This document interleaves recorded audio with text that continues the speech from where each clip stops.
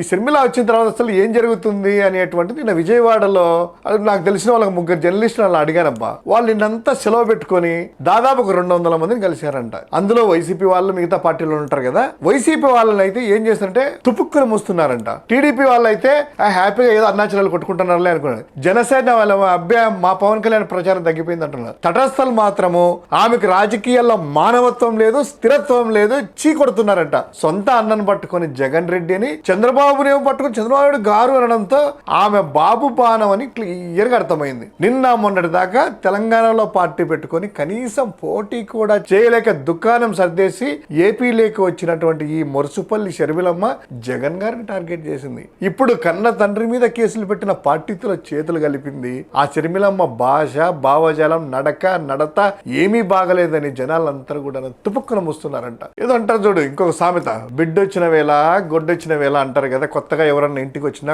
కొత్త కోడలు వచ్చినా, దాని అర్థం ఇదేనేమో అనిపిస్తుంది. పాప ఆమె ఏపీలో కాంగ్రెస్ తరఫున ఆ మురుసుపల్లి షర్మిలమ్మ అడుగు పెట్టగానే కాంగ్రెస్ ప్రధాన మిత్రపక్షమైన తృణమూల్ కాంగ్రెస్ బెంగాల్లో, ఆప్ పంజాబ్ లో టాటా బాయ్ బాయ్ చెప్పాయంట.